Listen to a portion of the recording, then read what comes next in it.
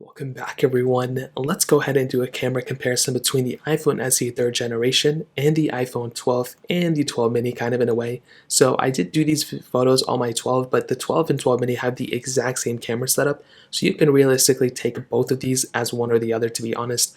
Instead of making two separate videos, I wanted to make it into one. Now, the way this camera comparison worked out is I took these photos in the exact same lighting conditions. I tapped the focus, I waited until both these photos looked their best, and then I snapped the photo. They were taken within probably seconds within each other, so they were not taken in different environments or different days, exact same times for the most part. And again, I think the best way to break it down is the quality of the cameras is one thing, but the iPhone 12 does have a lot more capability within it. You do have the extra ultra-wide sensor within it, which is really cool. The iPhone SE3 only has that single wide-angle lens, all 12 megapixel sensors on the back, which is great, 4K at 60 on the back as well, but the sensors are much bigger on the iPhone 12, and you do have that extra ultra-wide sensor. On the front though, you are getting a 4K at 60 lens on the iPhone 12, where the iPhone SE3s really only have 1080p still, which is kind of annoying. You know, it's not 4K at any resolution, and that is kind of annoying, or 4K at any frame rate. So that's kind of it on the outside. Again, you know, you have portrait mode and different things like that, but you do have an overall better setup on the iPhone 12. Now, starting off with these first photos, the iPhone SE3 photos will be on the left, the iPhone 12 and 12 mini photos will be on the right. So starting off with this first photo again, I'm actually kind of surprised how good of a job the iPhone SE3 did here. So if we go ahead and kind of zoom into like this left side right here, I can kind of see two different things going on. So with the iPhone SE3, it looks like it kind of warmed out the colors a little bit more. It didn't make the colors look super crazy in my opinion. With the iPhone 12, it looks like it may have overdone the colors a little bit, but it's nothing super crazy. I mean, they both look pretty good.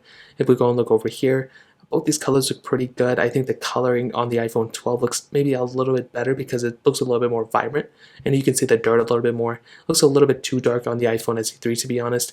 And this side you can see again the details and everything look very good on both.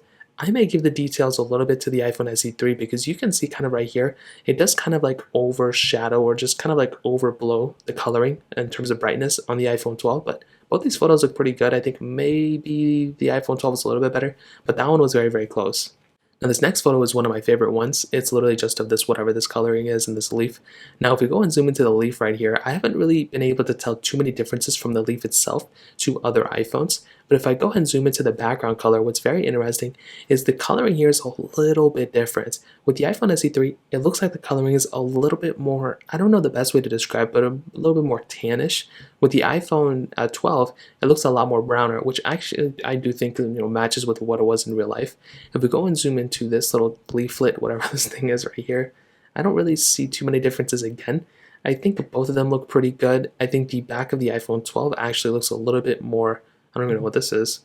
I think the back of the iPhone 12 actually looks a little bit more pixelated or a little bit more grainy, which is kind of interesting. You can see, actually I take that back, they both look pretty grainy now that I look at it. The edging looks pretty much the same on both as well, so nothing super crazy here.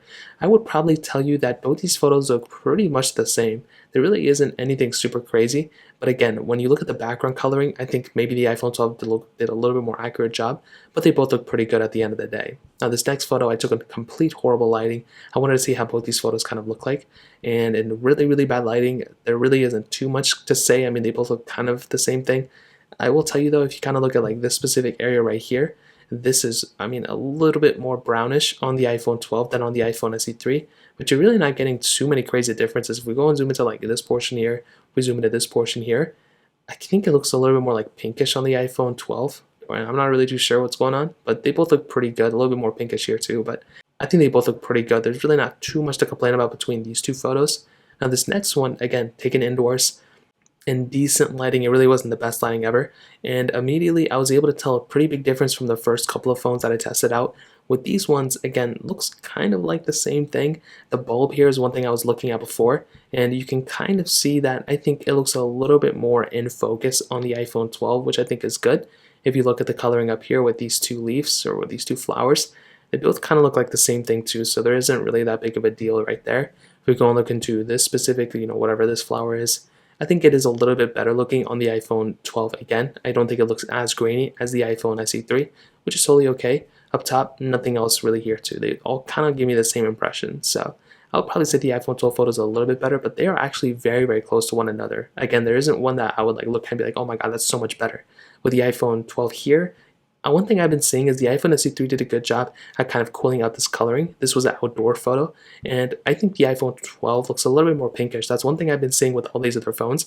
They all have this somewhat pinkish hue to it, which I think is okay, but I do think both look pretty good. There isn't one that really stands out to me again. But I think maybe the iPhone SE3 kind of wins here. I kind of get the impression that that phone did a better job here, even though these are very, very close to one another. I would probably give it to the iPhone SE3 possibly, but the iPhone 12 also looks good. Like, these two photos, in my opinion, for the quality are actually very, very close to one another.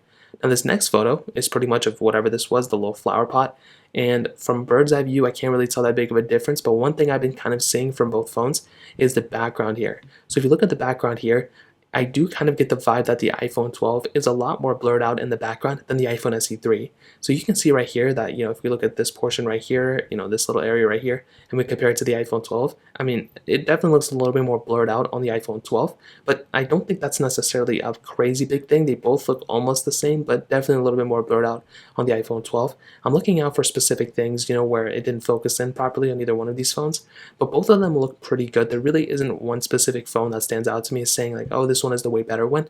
I think both these phones did a pretty good job. You can even see in between the grill right here that both these phones did a great job at blurring out the background too, which is really, really nice. So beyond this photo, there really isn't anything that stands out to me. I think both these photos look pretty good for the most part. They both added that extra filtering over it too, which is really nice. So these two photos look almost identical too, to be honest. Now this next photo, again, I took of, the little thing right here, and I pretty much focused in on this specific spot right here just to see if would be any big difference. And there doesn't really look to be a big difference here either. They both kind of give me the same vibe that they're almost exactly the same thing, which again is some people maybe want, I personally think it's, kind of, a really good thing if the background is more blurred out, but I don't really see either one of these things being blurred out in either way. So this is kind of like an indifferent one too. I'm surprised honestly like how similar these photos are. I'm trying to find big differences and I can't really find them, but this photo is a little bit bigger of a difference. This was portrait mode and I was just trying to do it on an animal. Now with the iPhone SE3, it does not support portrait mode on animals, so that's kind of the downside here. With the iPhone 12, we are able to support portrait mode on animals. And a big thing to keep in mind is to look at the background of both these photos, right? I'm pretty much centered in the same way. Look at the flower pot in the background. You are able to go and pretty much get a much more blurred out photo and even utilize the portrait mode on animals on the iPhone 12, where on the iPhone SE3, you do not have that capability. So that is a pretty big downside here. Everything else on this photo looks pretty much way more blurred out. I mean, if you look at the background. So a lot more capability that is functional on the iPhone 12 and the 12 mini than on the iPhone SE3, and that's kind of a little bit of a downside with these types of phones. With the iPhone SE3, even though it's said to have the best camera for a budget phone, whatever they were saying, it still doesn't have as much capability even as an iPhone 12 mini, which is kind of a downside. We would want this phone to have as much capability as possible, and this is one of the more apparent ways that this phone kind of cut corners in a way. So this was the last photo, and to kind of sum up this whole entire comparison, I'm going to tell you, I definitely do think something like the iPhone, SE3 is an okay camera. I'm surprised with the quality. It was, keeping up quite well with the iPhone, 12 and 12 mini.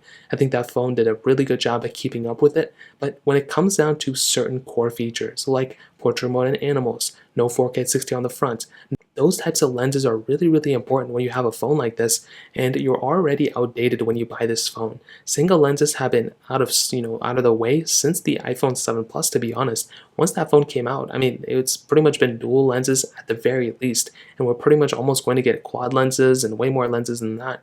And with something like the iPhone SE3, you're already outdated. That's pretty much the best way to put it. With the iPhone 12 and 12 mini, on the other hand, these are solid phones. I mean, these things still have a very good camera setup inside of them. Even though they're not the first phone I would recommend, they're still solid options, and I'm still a fan of something like the iPhone 12 and 12 mini's camera. And I do think it is the better camera for sure than the iPhone SE3 in my opinion. So that kind of covers it up. If you have any other questions or anything like that, let me know in the comment section below. Hit the like button, that would mean so much, but definitely hit that subscribe button.